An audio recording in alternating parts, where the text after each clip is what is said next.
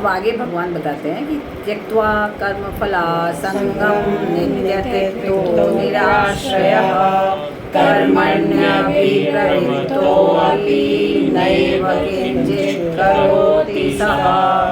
कर्म फला संगम, जो कर्म और फल की आसक्ति का, कर्म भी और उसके फल की भी, दोनों की आसक्ति का, खाली कर्म का नहीं हो या खाली फल का भी नहीं, कर्म और फल दोनों की आसक्ति का, त्यक्त्वा निराश्रय, त्याग करके आश्रय रहित, और नित्य तृप्त, सदा तृप्त है, हमेशा तृप्त रहता है।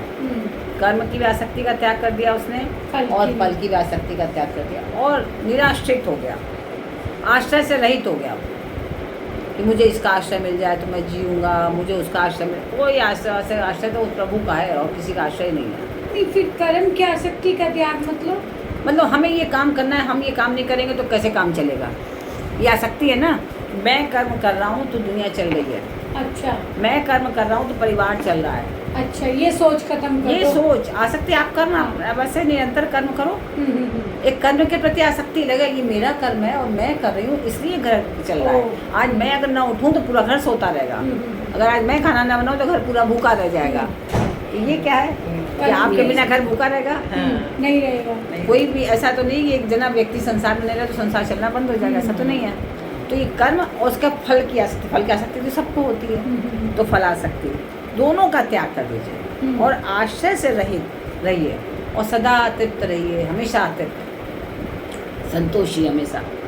सह कर्मणि अभिप्रवृत्तः, वह कर्मों में अच्छी तरह लगा हुआ है, मतलब कर्म में आसक्ति भी नहीं है और फल में आसक्ति भी नहीं है, कोई आश्रय में भी, आश्रय से भी रहित है और सदा संतोषी है और फिर भी कर्म में लगा हुआ है ना। कितनी बड़ी बात है, फिर भी वो कर्म में लगा हुआ है। अप किंचित एव न करोति, और वास्तव में वो कुछ भी नहीं करता है ना, वास्तव में वो कुछ भी नहीं कर रहा है, दुनिया के संसार की दृष्टि से वो कुछ भी नहीं कर रहा है। तो त्यक्त्वा कर्म फलासंगम, जब कर्म करते समय कर्ता का यह भाव रहता है कि शरीर आदि कर्म सामग्री मेरी है ना, कि शरीर मेरा है, इससे मैं काम कर रही हूँ तभी तो काम चल रहा है, एक ही आसक्ति है ना आपकी। और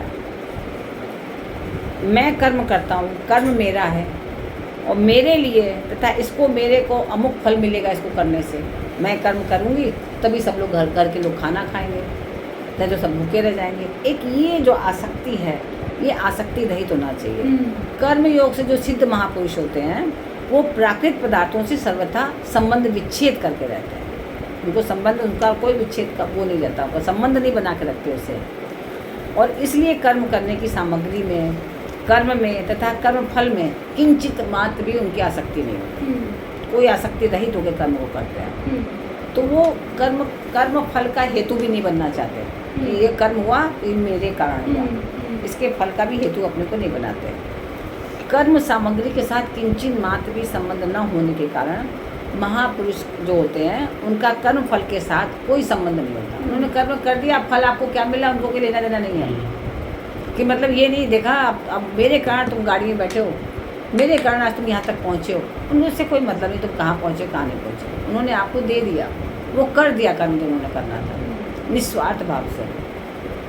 जैसे एक माँ होती है ना, माँ को कोई रिटर्न की इच्छा ही नहीं होती है बच्चों से, वो कर्म कर रही निस्वार्थ भाव से। माता पिता दोनों ही कि जो कर्म करते हैं ये इस इच्छा से नहीं करते कि बच्चे को हम पढ़ा रहे हैं तो वो रिटर्न होकर के मेरे लिए ये करे, इसलिए करते हैं, बिल्कुल ऐसी इच्छा नहीं होती।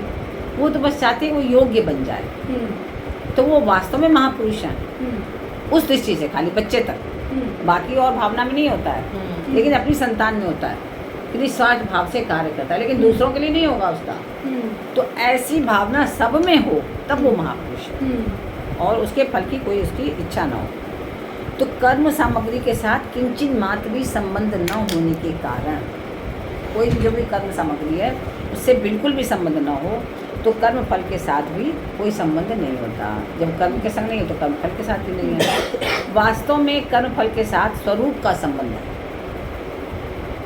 स्वरूप का, वास्तव में कर्म फल के साथ स्वरूप का संबंध है ही नहीं। आत्मा से कोई लेना ही देना नहीं रहता है, आप क्या कर्म कर रहे हैं नहीं कर रहे हैं, आत्मा तो वैसी की वैसी है, ना आत्मा दुखी हो रही ना सुखी हो रही। आप भले ही कहोगे अरे मैं बड़ा मन दुखी हो गया, ये हो गया, लेकिन वो जो शरीरी है उसको कोई फर्क नहीं पड़ेगा, आपके कर्म न करने से या कर्म करने से, उसका कोई संबंध नहीं है। तो कारण की जो स्वरूप है, हमारी जो आत्मा है, जो चैतन्य है, वो अविनाशी है और निर्विकार है। कोई इसमें ऐसा नहीं है कि नाशवान है कि आज है और कल नहीं रहेगी, ऐसा है ही नहीं। तो इसलिए ये जो हम कर्म कर रहे हैं वो कर्म सब क्या है, नाशवान है और उसके फल भी नाशवान है, इसलिए इनका प्रभाव बिल्कुल भी नहीं पड़ेगा। तो निराश्रय, तो निराश्रय का इसमें यहाँ क्या मतलब हुआ? निराश्रय मतलब आश्रय रहित रहे। आश्रय रहित से मतलब क्या हुआ कि जैसे देश काल वस्तु व्यक्ति परिस्थिति आदि का किंचित मात्र भी हम आश्रय न लें।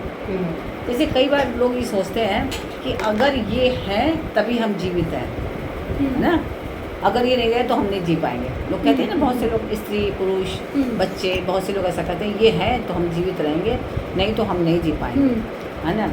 तो ऐसा नहीं है। तो जो साधु सन्यासी, जो संत महात्मा या घर गृहस्थ वाले भी हैं, वो एकदम निश्चल रहते हैं कि स्वच्छंद रहते हैं, उनको कोई हो ना हो वो अपना जीवन जी लेंगे, उनको किसी के सहारे की ज़रूरत नहीं है। तो वो क्या हो गया, निराश्रय। कोई किसी का आश्रय की आवश्यकता नहीं है। आप सोचो कितनी बार अभी कोरोना में भी ऐसा हुआ कि जिनके माता पिता दोनों मर गए और कल छोटे छोटे बच्चे हैं, फिर भी वो जिंदा है ना, आज जीवन जी रहे। ऐसा नहीं है कि उनके बिना नहीं जी सकते, जी रहे, उनको कहीं और मिल गया आश्रय। क्योंकि वास्तव में ये पता चल जाए कि आश्रय देने वाला तो वो है, कि हम जितने भी हैं सब नाशवान शरीर है। ये नाशवान शरीर किसी का कितने दिन साथ देगा पता नहीं है, लेकिन वास्तव में जो आश्रय स्थल है वो परमात्मा है। वो कभी नाश जिसका होता ही नहीं, वो सबका आश्रय स्थल है। किसी